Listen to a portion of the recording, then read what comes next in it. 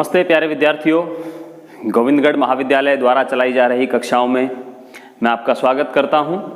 हम बीए द्वितीय वर्ष के प्रथम प्रश्न पत्र में जो बिंदु पाठ्यक्रम में सुनिश्चित किया गया है काव्य रीति, उसके संबंध में पिछली हमारी 2 कक्षाओं में हम चर्चा कर रहे थे और आज ये हमारी तीसरी कक्षा है काव्य रीति के संबंध में।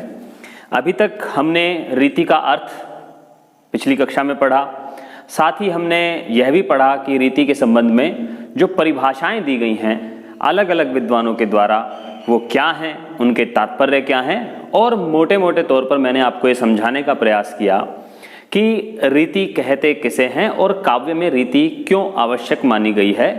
और जैसा कि हमने ये भी पढ़ा कि जो वामन हैं, आचार्य वामन, जिनका ग्रंथ है काव्य अलंकार सूत्रवृत्ति, उन्होंने अपने ग्रंथ में रीति सिद्धांत का प्रतिपादन किया है, रीति संप्रदाय की स्थापना की है और रीति को काव्य की सबसे महत्वपूर्ण वस्तु बताया है या रीति को काव्य की आत्मा बताया है और कहा है रीतिर आत्मा काव्यस्य।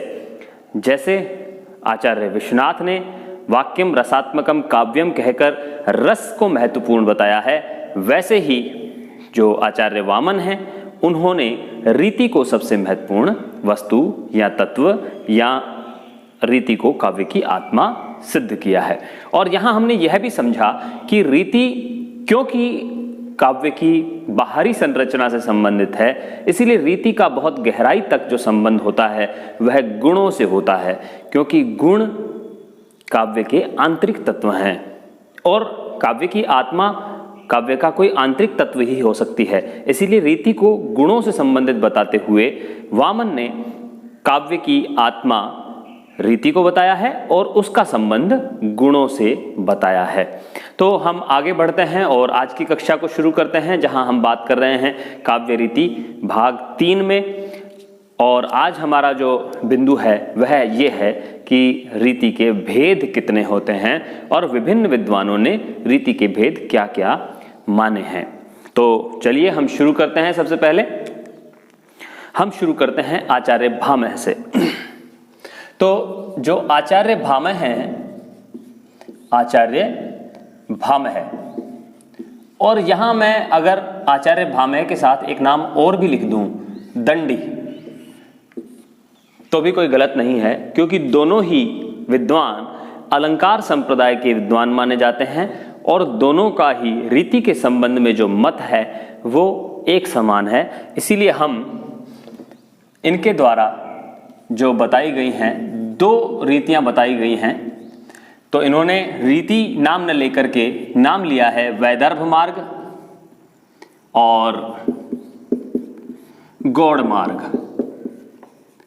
ये 2 मार्ग इन्होंने बताए हैं, जिसका संबंध यदि हम थोड़ा सा समीक्षात्मक दृष्टिकोण से देखें तो इन दोनों जो मार्ग हैं इनका संबंध रीति से माना जा सकता है। हालांकि इनके मन में जब इन्होंने ये 2 नाम लिए तो रीति से इनका कोई तात्पर्य नहीं था, इनके मन में भी ऐसी कोई बात नहीं थी दूर दूर तक कि वो कोई रीति का कोई नया संप्रदाय स्थापित करना चाहते हैं।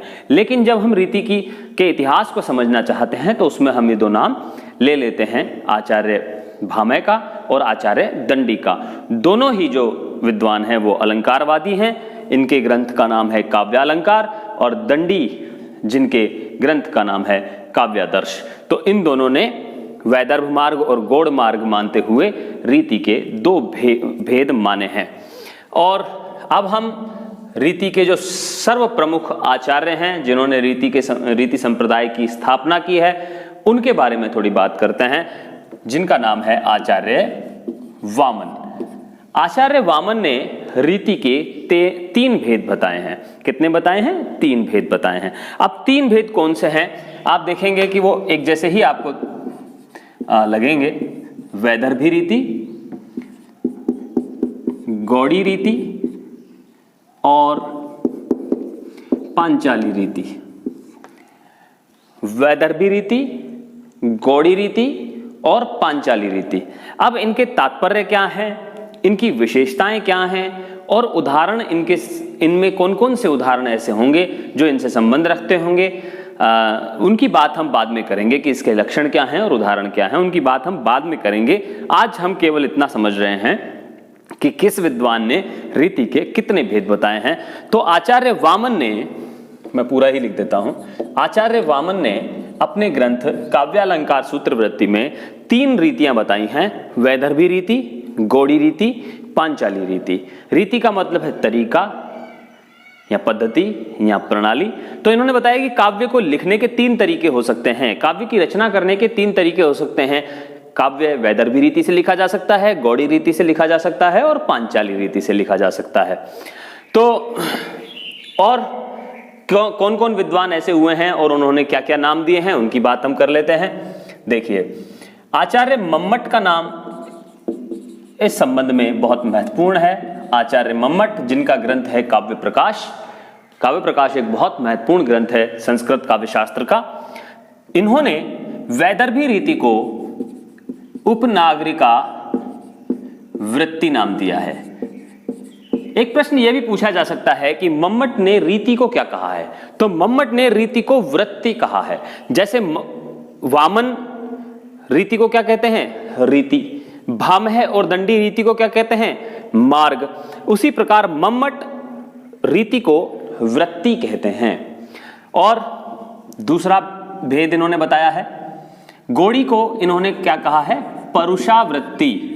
गौड़ी रीति को इन्होंने नाम दिया है परुषावृत्ति। परुष का मतलब होता है कठोर, परुष का मतलब होता है कठोर, जिसमें कठोर वर्णों का प्रयोग किया जाए या जिसका कठोर जो रस होते हैं, जैसे हम बात करें कि रौद्र रस है, भयानक रस है, वीर रस है, तो इस प्रकार के जो रस हैं उनको कहने के लिए चूंकि कठोर वर्णों की आवश्यकता होती है, तो कठोरता का समावेश काव्य में होना चाहिए।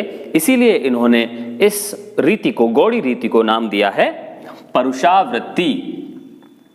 और जो तीसरी रीति है पांचाली रीति, उसे इन्होंने नाम दिया है कोमलावृत्ति।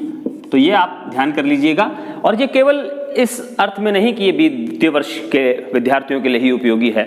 जब आप शिक्षक बनना चाहेंगे और शिक्षक की आपकी 3rd ग्रेड की, 1st ग्रेड की, 2nd ग्रेड की या कॉलेज लेक्चरर की और जहां जहां भी आप परीक्षा देना चाहेंगे, नेट की, JRF की, तो उनमें भी जब आपसे रीति पूछा जाएगा तो ये जो कक्षा है हमारी, ये बहुत लाभदायक आपको सिद्ध होगी। तो मम्मट ने 3 नाम दिए हैं, उपनागरिका वृत्ति, परुषावृत्ति, कोमलावृत्ति। अब हम बात करते हैं आचार्य आनंदवर्धन। आनंदवर्धन,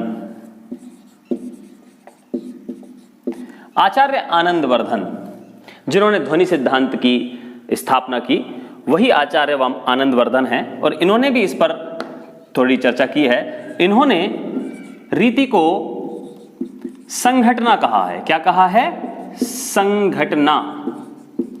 और संघटना कहते हुए जो वैदर्भी रीति है, जिसे मम्मट उपनागरिका वृत्ति कहते हैं, उसी को ये कहते हैं असमासा संघटना। क्या कहते हैं, असमासा संघटना। और दूसरा जो जिसे गौड़ी वृत्ति कहा जाता, गौड़ी रीति कहा जाता है, और मम्मट ने जैसे परुषावृत्ति कहा है, इन्होंने कहा है दीर्घ समासा, दीर्घ समासा संघटना। क्यों कहा है मैं बताता हूं अभी, दीर्घ समासा संघटना। और तीसरा जो भेद है रीति का, जिसे वामन पांचाली कहते हैं, मम्मट कोमलावृत्ति कहते हैं, उसे ये कहते हैं मध्यम समासा, मध्यम समासा संघटना। ये समझना बहुत जरूरी है कि ये नाम इन्होंने क्यों दिए हैं। इनका ये मानना है कि किसी भी रचना में यदि समासों का प्रयोग नहीं हुआ है, समासों का प्रयोग, समास का मतलब आप समझते हैं, 2 या 2 से अधिक शब्दों को मिला करके जब किसी शब्द का निर्माण किया जाता है तो उसे समास कह देते हैं। तो जहां पर समास नहीं होंगे वह रीति या संघटना कहलाएगी असमासा संघटना। जब हम बात करेंगे वैदर्भी रीति की, तो वैदर्भी रीति की जब हम विशेषताओं की बात करेंगे या लक्षण की बात करेंगे, तो एक बात जरूर लिखेंगे उसमें कि वैदर्भी रीति की जो रचनाएं होती हैं उसमें बड़े समासों का प्रयोग नहीं होता है और प्रयास ये किया जाता है कि सामासिक शब्दावली का प्रयोग न किया जाए। तो वैदर्भी रीति या उपनागरिका वृत्ति, जिसे असमासा संघटना कहते हैं, इस आधार पर क्योंकि इसमें समासों का प्रयोग नहीं किया जाता है। गौड़ी रीति, जिसे परुषावृत्ति कहा है मम्मट ने, इन्होंने कहा है दीर्घ समासा, क्योंकि इसमें बड़े भारी भरकम शब्दों का प्रयोग किया जाता है, बड़े बड़े समासों का प्रयोग किया जाता है। हिमाद्रितुंग श्रृंग से प्रबुद्ध शुद्ध भारती, स्वयं प्रभा समुज्ज्वला स्वतंत्रता पुकारती। अब समुज्ज्वला शब्द क्या है? सम उज्ज्वला, ये एक बड़ा शब्द बन गया दो शब्दों को मिला करके, स्वतंत्रता, तो ये बड़ा शब्द बन गया और इसमें एक से अधिक शब्द मिले हुए हैं, प्रत्यय भी लगे हुए हैं, उपसर्ग भी लगे हुए हैं। तो इस तरह की जो दीर्घ समासा संघटना जहां पर होती है वहां गौड़ी रीति होती है और परुषावृत्ति होती है। मध्यम समासा, जहां पर बहुत बड़े बड़े समास नहीं हो और समास से शून्य भी नहीं हो, तो जहां छोटे छोटे समास दिखाई दे जाएं आपको, वहां पर इन्होंने मध्यम समासा कहा है, जिसे पांचाली रीति कहा है वामन ने। आगे बात करते हैं आचार्य कुंतक की। आचार्य कुंतक जो हैं, जिन्होंने वक्रोक्ति संप्रदाय की स्थापना की है और वक्रोक्ति जीवितम इनके ग्रंथ का नाम है, इन्होंने भी रीति के संबंध में 3 भेद रीति के किए हैं और रीति को इन्होंने मार्ग कहा है। जैसा कि हमने कल बात भी की थी कि इन्होंने कवि प्रस्थान हेतु है कह करके रीति को मार्ग बताया है। कवि प्रस्थान करने का जो मार्ग है उसे उसके रूप में इन्होंने रीति की व्याख्या की है। और कुंतक ने देखिए क्या कहा है। कुंतक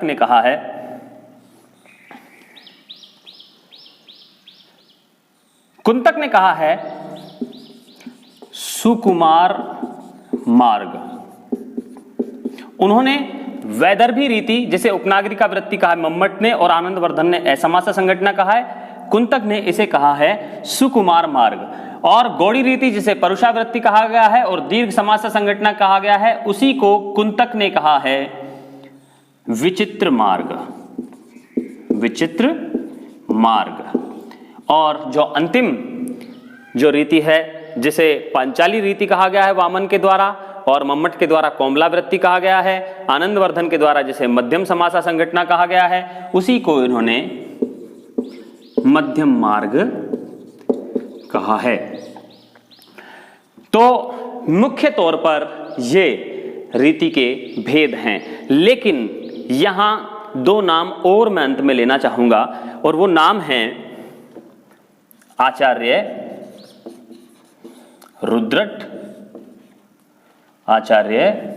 रुद्रट तथा आचार्य विश्वनाथ। हालांकि आचार्य रुद्रट और विश्वनाथ ने आचार्य वामन की बात से सहमत होते हुए जो रीति के 3 भेद हैं उनके बारे में यही नाम प्रदान किए हैं, वैदर्भी रीति, गौड़ी रीति और पांचाली रीति। लेकिन इसके अलावा इन्होंने एक चौथी रीति की बात और की है, जिसका नाम है लाटी रीति।